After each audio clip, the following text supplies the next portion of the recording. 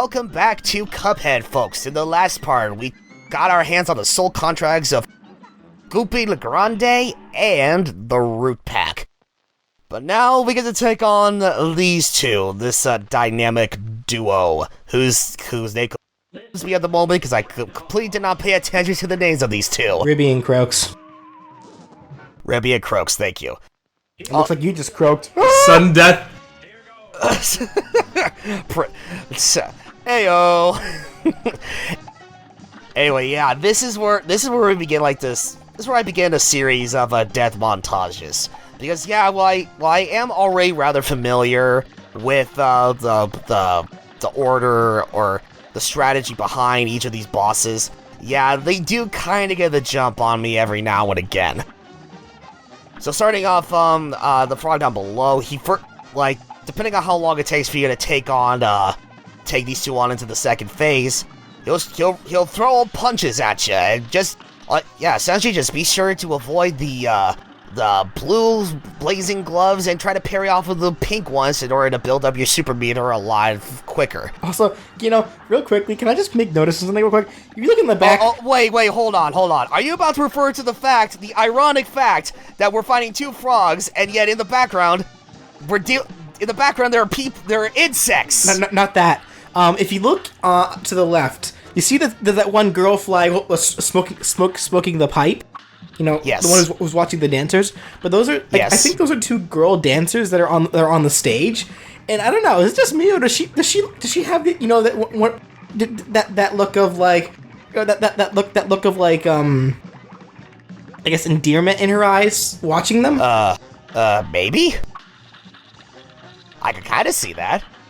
So is that a lesbo fly? That's a lesbo fly. Sure, why not? My head canon now. That's a lesbo fly. Anyway. But no, it's like, I'm laughing because it's like, I'm surprised that these two frogs we're fighting here haven't tried to devour all of these little bugs. I'm more surprised by the fact that they turned into a goddamn, into a massive slot machine. Exactly. Yes. Well, where's the correlation there? One frog eats another. One frog vores another frog, and they become a slot machine. Okay, sure, why not? You can see a lot of bizarre transformations with these characters. Well, I know, but like, I'm more curious. I'm more curious on whether or not they're actually like referencing something, or if they're just random. Just the fact that you have characters that could transform into things like Felix the cat. I know could transform into like weird little items and shit. I suppose. That's probably what true. it's more so referencing is, because back. Ribby and Croaks. Ribby and Croaks, yes. I'm sorry, continue. Yeah, that's pretty much that was just pretty much it. All right. Now, all right. So when we talk to this little fish here, she basically gives us the insight on these mausoleums as the ones you can see on the top right. Basically, there are these little mini games where these pink ghosts they try to make their way to this vase in the middle, or the vase or something along those lines. Yeah, there's this vase in the middle of the room, and basically you got to fend off these pink ghosts from and prevent them from touching the vase. If they touch the vase, it's a game over, and you'll see why. You'll see what I mean once we finish this first mausoleum.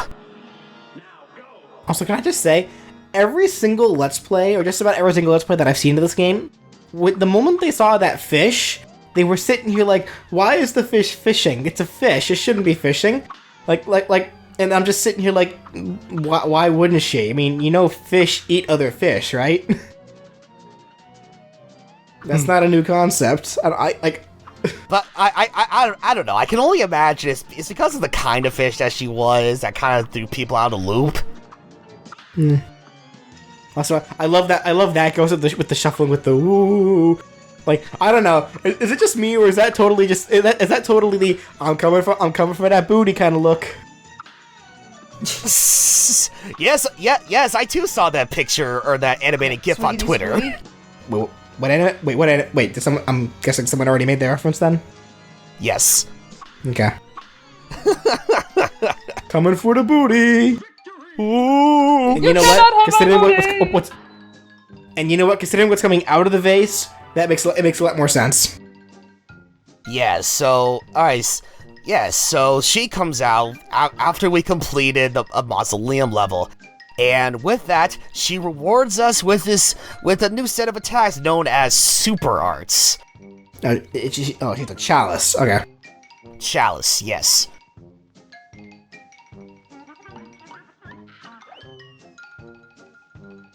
there we go. Nice little idle animation.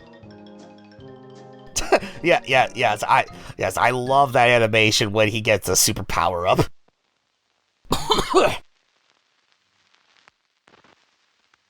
I love how they put the actual, film static sound effect even on the loading screen.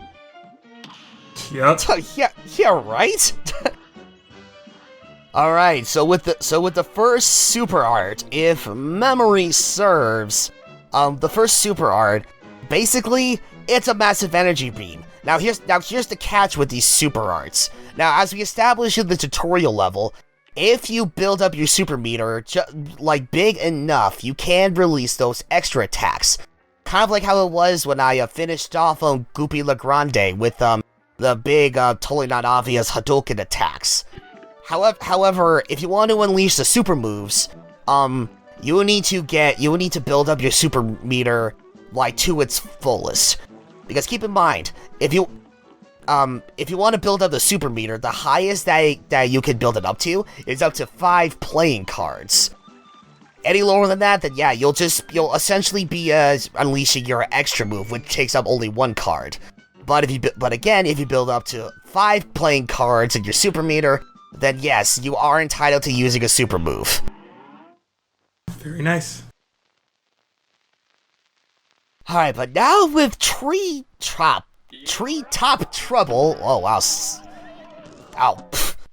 Fuck yeah, that fucking dragonfly. You died right when you finished the level. Impressive. I know. I was upset. It's like okay. I was like the gist with that dragonfly boss is like essentially you're jumping on these bugs. They're holding onto these leaves and they're suspended in midair or whatever. And whatever he shoots out a fireball, and whatever bug the fireball makes contact with, it'll send the bug plummeting to his untimely death. And of course, the moment I take that boss out, that fireball hits me. I guess if memory serves, I believe it's because of how very limited my platforms, what very little platforms I had at the time. So there was no way I could have dodged it. Also, just a heads up with this section of the level, if you get high enough in this level and you fall down, it will count as fall damage. Like if you're falling from a bottomless pit. Oh.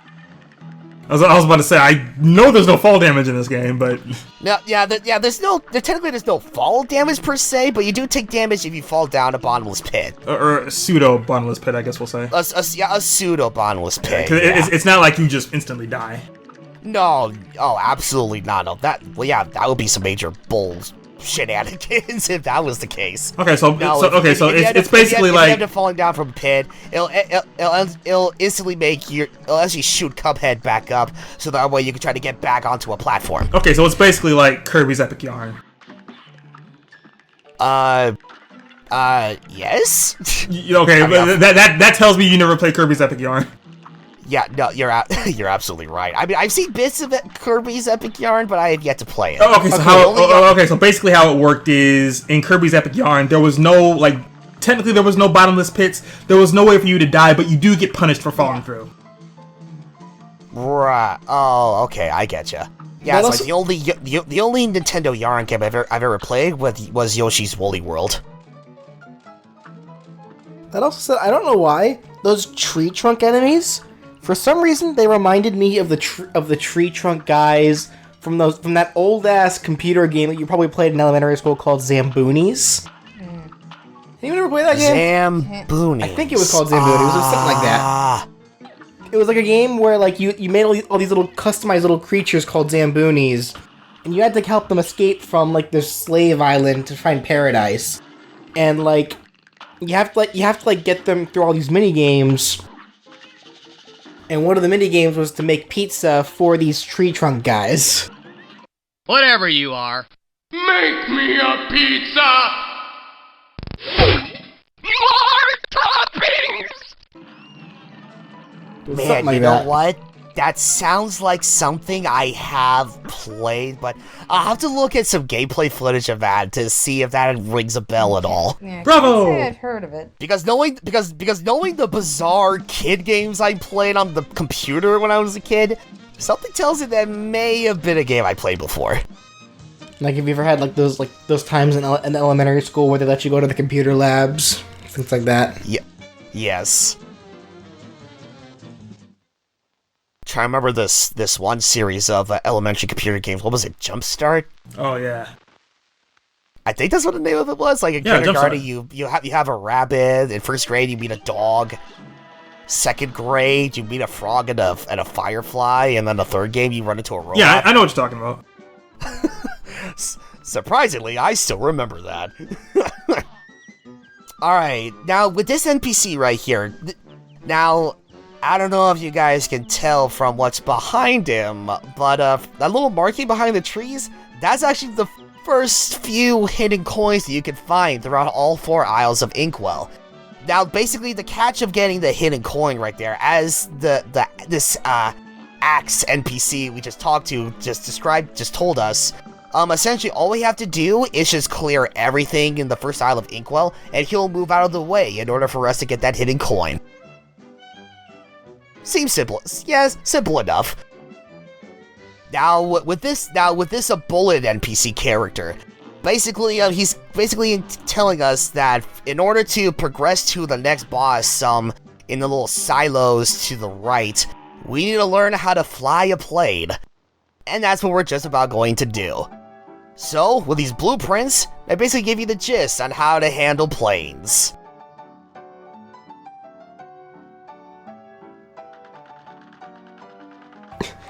I don't know why.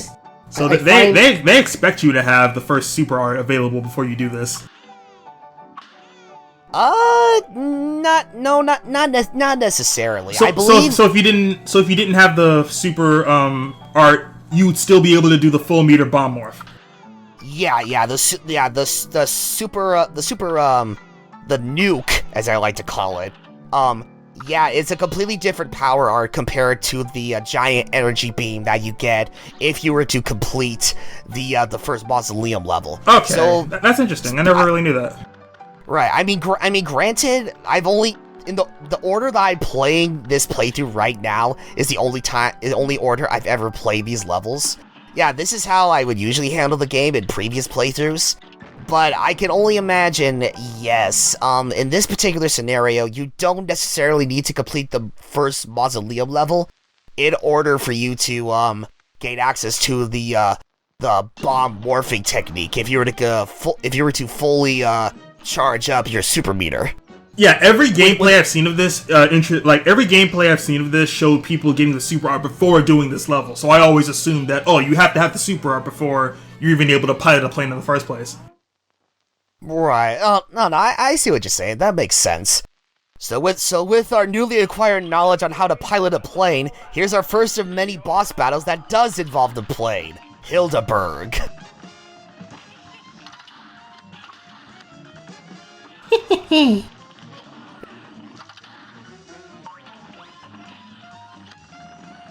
Well, you know what they say, words can't hurt. And she becomes a lot of the astrological signs. I forget which one this is. Words can hurt, indeed. Oh, god damn it. Sticks and stones may break my bones, but words will never hurt me. And you shall all share my pain. Well, no, I was referencing that one Billy and Mandy joke where where Billy says that to the town bully. Yeah, I know what you mean. Yeah, also this Gemini, and then the guy just pulls out some sticks and stones. It's like, oh shit. fun fact about this boss. Depending on how long it takes for you to get through the second phase of the Hilda Berg fight, either A, she'll transform into those two girls that summon that void Gemini. and shoot like, oh, the Gemini. Oh, Yeah, okay, Gemini, and the other one was Tauros. Yeah, yes, Tauros. Shame we didn't get to see the Sag, which is actually my astrological sign. Sagittarius. That was the man that shoots the arrows. Yeah. Right. Yeah. That's exactly what I was getting at. Yeah. It really all depends on how long it takes for you to get to the second phase of the Hilda Berg fight. Either A, she'll transform into the Gemini, or transform into Tauros. Isn't there a fourth one she can become? Oh, what was that? Isn't there a fourth one she can become? No. Those are the only three that she transforms into. Okay. Could have sworn there was a fourth one. And for the most part, you'll end up finding 2 out of 3 of the transformations. I could be wrong. I mean, if it takes you a lot longer than expected, I can only imagine you may end up fighting her third transformation, but in my past experience, I've only fought like 2 out of 3 of her transformations. Okay, but let me see. I believe with that, we only have just one more boss to take care of. Unless if I'm forgetting something. That's right. I have enough coins to purchase another upgrade. Yay! Welcome. Now, yes, I believe this is where I get... Okay, consider how long I'm holding the cursor on the weapon. Yep, okay, that's what I thought. Yep, I am purchasing, okay, here we go. The pea sugar or automatic parry. This is probably, okay. Alright, I know there's, like, the coffee perk, which, like, automatically refills your super meter as you progress through the level or a boss battle. I know there's the automatic health, where, it not only gives you more hit points, but it weakens your attack power, but I rarely even use those. I mostly use the automatic parry because it is very useful in pretty much everything else. and there was the chaser weapon, which I'll use more of in upcoming boss battles. But basically, the chaser weapon, it's like unlike the pea shooter where it has much weaker attack power. It does automatically home in on enemies, which can be very useful if you're dealing with boss battles or in terrains which requires you to move around a lot and not stay in one spot.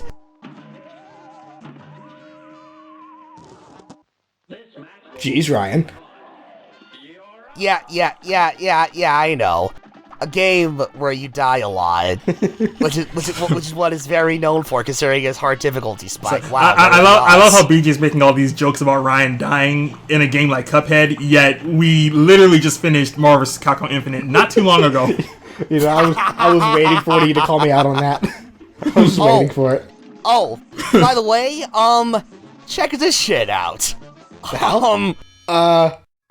動けんバカなまったく体が動かん Is the game actually glitched? Wow. Yeah, this is one of the many various glitches with this game. So basically, if you dash into his few set of acorns before they try to fire, you can lock this boss into place. He can't move, and he cannot progress to his final phase. So he's stuck like this for the remainder of the boss battle, and you can just lay waste to this guy. I never knew about this until now. Huh. He even dies in his final phase, even though he never got into his final form in the first place. The fun is showing shit like that. Right. But it's like just for the sake of showing off like the entirety of this boss battle and what you can expect. So we already got the idea that for the first time around, he'll shoot his face at, like, on the upper level or bottom level of this entire area. And then for the second phase, he shoots off various seeds, which, depending on what color they are, may shoot off random goons. And, of course, you need to be on the lookout for the pink projectiles so you can parry off of those and build up your super meter. But then we get this final form, where, yeah, the bottom part of the area, yeah, obviously, don't fall down there, otherwise you'll be taking massive damage. In cases like this, you could potentially use the chaser weapon, so that way you can focus primarily on staying on the top of the platforms, while still doing a decent amount of damage to the guy. But with the spread weapon, we probably did more than enough damage way earlier on, so it's a lot easier than it looks. Right, alright, but with that final boss taken care of, now, as you're about to see, oh, there we go, that axe NPC moved out of the way of the free coin, so our coin is ours for the grabbings. Alright, now let me at that free moolah. Oh, friend? But first, until after he tells us, oh, thanks for doing the dirty work for me. I would have done it myself, but I need to sharpen up my head a little bit. I can only imagine what that would be like. He puts his head on one of those like circle sharpeners. He just starts screaming. Ah! Ah! Exactly right. Exactly. He lifts it up. Kind of just checks the blade. Oh shit, missed the spot. Ah! It's like bloody murder scream too, so like it's just not subtle at all. Okay. Alright, now let's die in the die house. Let's die some more. Yes, with King Dice. Now, alright, now don't worry folks. We don't necessarily fight this guy until much later on, but for the time being, he acts as kind of like a blockade. He can't let you pass, until you complete everything in the particular Isle of Inkwell that you're in. Hell, even the lyrics in this song basically explain that you need to complete everything before you can pass. But, yeah, as we continue this jam session, join us next time for the next part of Cuphead as we continue on to the second part of Inkwell. We will see you guys then. I let you pass, don't you mess with me. Don't mess with King Dice. Don't mess with me. Don't mess with King Dice.